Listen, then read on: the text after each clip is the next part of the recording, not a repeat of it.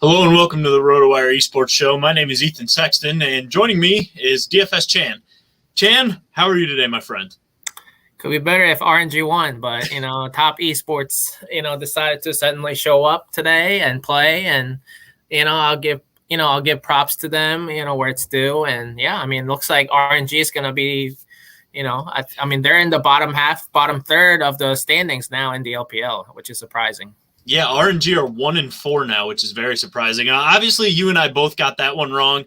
We both kind of thought that this would be where RNG kind of turns their summer split around, but it just didn't happen that way. They looked good after game one, but the final two games, top esports really dominated the final two games. Honestly, wasn't even close. So, we didn't give enough credit to top, I guess, but it was that man Knight again, man. Just game two on that Silas, he was absolutely ruthless. And then game three, he was really good on Nocturne as well. So Knight is an absolute beast. I mean, we did say that yesterday that we wanted to, if we were going top, we would target Knight as our captain.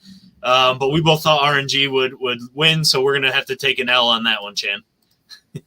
Yep, and as you said, Knight was the best player for the whole series, and I think he won the MVP and player of the game in game two, and then in game three, actually Chengtian in the top lane won the player of the game, and I mean he did okay throughout the series. I feel like Xiaohu was outplaying him a lot in game one, and that was the primary reason why RNG won game one, and he won the player of the game for RNG in game one.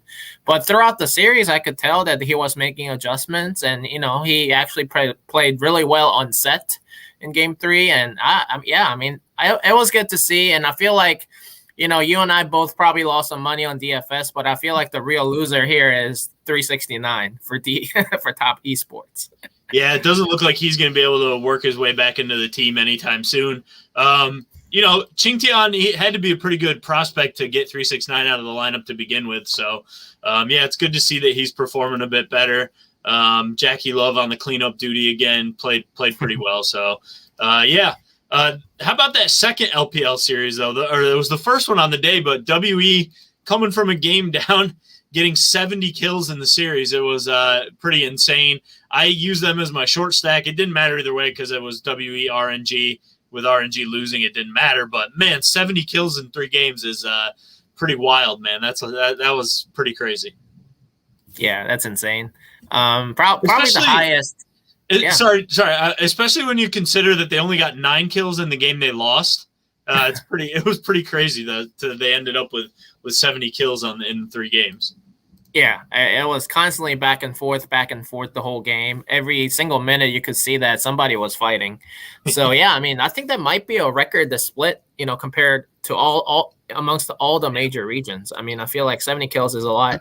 And obviously that's an outlier. So, yeah, we'll see what happens in their respective next series. But, yeah, I mean, WE showed up. We got that one right, that we thought WE was going to win.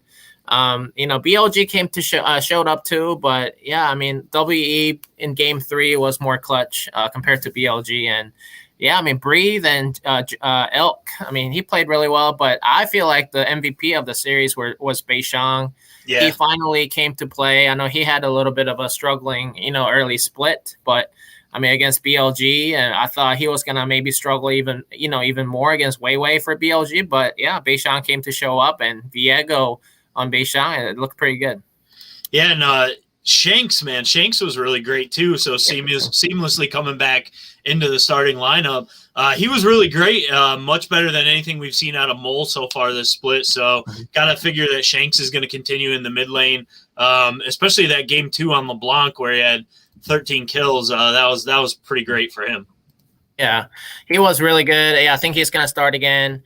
But yeah, on the other side of the matchup, I mean, LCK, I'll keep it short because I mean both games ended 2-1, and T1 and Genji, both favorites, won, respectively. And yeah, I mean KT, it looked pretty good, but they couldn't close the game. But yeah, Breon got a game off of Genji, but Genji is undefeated, so yep. I like Genji to win the split still, and that's what I said at the beginning of the split, but.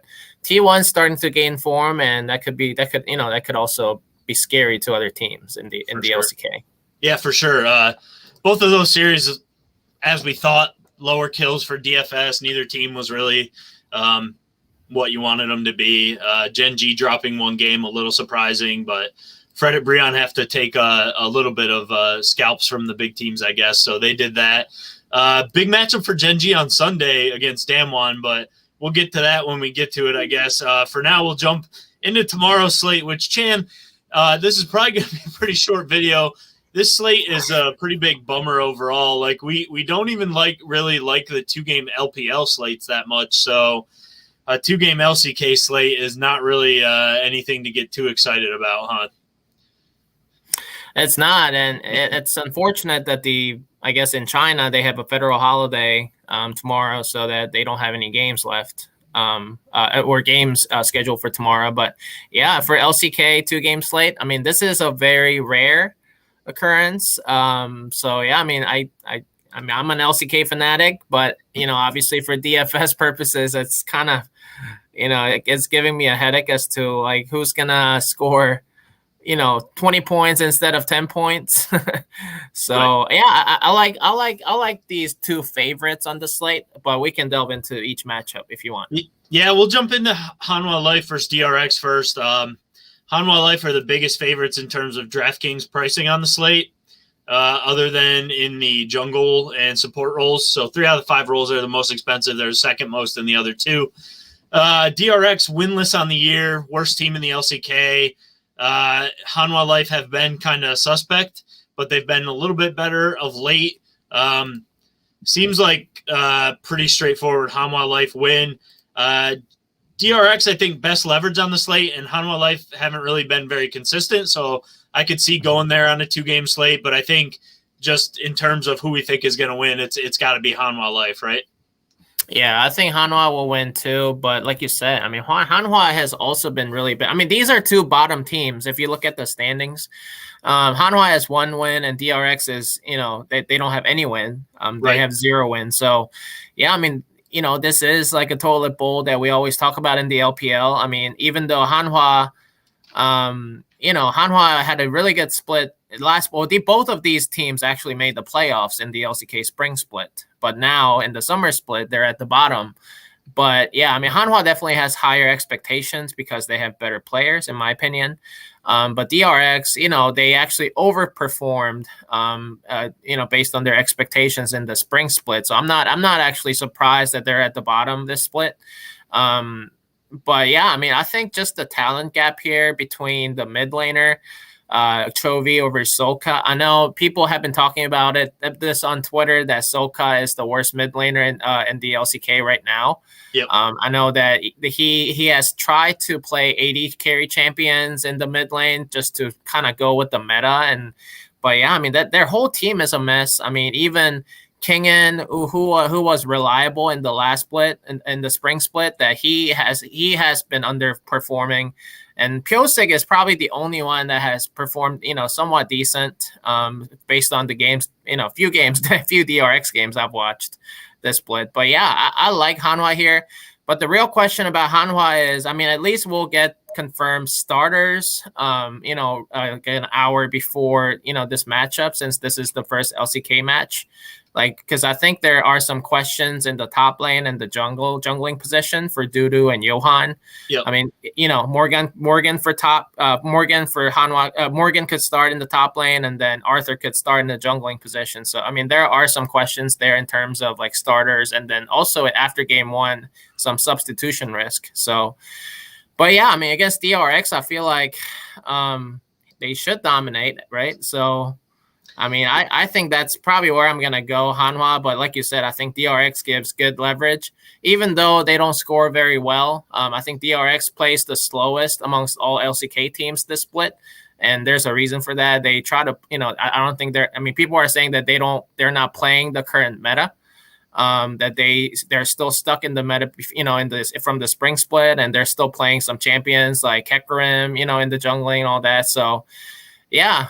But long story short, I like Hanwha here. But even if DRX wins, I don't think they'll score well compared to the other matchup. Yeah, I agree with you. I think just overall, Hanwha Life on paper have the better players and should be able to handle this matchup no problem. Yeah, you mentioned that second matchup. Two teams that are performing a bit better than I thought they would be, at least coming into this split. I thought these two teams would be joining DRX, or I thought these two teams would be down towards the bottom, and I thought at least Hanwha Life would be a bit better. So Afrika 4-2 on the year, in fourth place right now. And then Sandbox at 3-3 are in sixth place. So both teams in a playoff spot. How do you think this one plays out? This is a very interesting matchup because, Sandbox and Afrika have, both been on the upside, where they're, Afrika is very high on the standings and Sandbox is right below them. So, yeah, I mean, I like Sandbox's form. That recently, that Croco and Summit obviously are the two champions, two players that have been playing really well for them. But yeah, I like Afrika here actually to win 2-1. I like Afrika's form, and I feel like they, unlike what we just talked about, DRX, I think Afrika actually underperformed in the spring split. Just based on the talent and the roster they have in the spring split. But in the summer split, I feel like they're now kind of meeting the expectations and showing, what they can bring. Even though I don't think they're as good as Damwon or, other elite teams like Genji and T1 and all that. But so far, I mean, they had a really good showing. I love Afrika in this spot. I know that a lot of people will flock to Sandbox because they just had a really good win. And they've been in decent form. But I actually like Afrika, and I feel like they should be the favorite, not just based on the fact that they're higher up on the standings, but just the based on the overall play, this whole split. I know Sandbox has been hot lately, but I know Afrika has been very, very consistent throughout the entire split from the beginning to now. So I like Afrika to win here. So I like both favorites on the slate. Yeah, I think the big thing in this matchup is you mentioned how well Summit has been playing. Well, Keen has been playing just as well, if not better. So I think that kind of offsets Sandbox is who has been Sandbox's best player. Really going to neutralize Summit. I mean, Keen could outright win that matchup. Keen, for a long time, with Afrika being pretty crappy, Keen's been kind of an ELO hell, right? Because he's always usually performing really well, and I think he's a really great top laner. So he's, either going to, at worst, he's going to neutralize Summit, who's been Sandbox's best player. And I think that's kind of the key thing that gives Afrika the edge in this matchup, in my opinion. Yeah, and, Keen's been playing well, and then Dread, their jungler, has been playing well too. So, yeah, I mean, it's going to be an interesting 2v2 matchup, Keen Dread versus Summit Croco. Yep. Yeah, I think whoever wins that is going to win. But I like that bottom lane for Afrika too. Yeah. Compared to Prince and Effort. I know Leo and Lehens have been playing really well. I know Prince, has been in better form, but he's definitely the weakest link on that team, in my opinion. I know that he, is kind of like, just, staying in the back, just to, he doesn't make him, that big mistakes that some AD carries make. So, I mean, he's okay. And Effort has been pretty good overall, but I just feel like Leo is has been a much better player than Prince has been. So I like that bottom lane advantage for Afrika too. Yeah, Leo has been a huge upgrade over Bang this split. So he's really been a major reason why Afrika are performing much better so far this split. So I think I agree with you that Afrika will win. I think both teams are worth using in lineups. So if you're making multiple lineups, Sandbox certainly have a good shot here as well. So that's definitely the tougher of the two to call, in my opinion. Chan, anything else you want to go over before we call it a day? I mean, unfortunately, we've only got 2 games tomorrow, so it's a little bit shorter of a video. Yeah, I mean, I think it's an interesting match, interesting slate, and I feel like I'm gonna use my long stack from the Afrika and Sandbox matchup. Even though Hanwha has the tendency to play fast, but I think that whole match is gonna be kind of slow because I think DRX is gonna treat this matchup as their Super Bowl, because I mean, anytime a team or a squad is they don't have any win. I mean, playing against the second worst team, this is their time to shine, and maybe this is the game where they win and then do much better throughout the remainder of the season. So I like DRX I think DRX is gonna dictate the pace, but I think at the end, like mid game, late game, I think Hanwha is gonna pull through.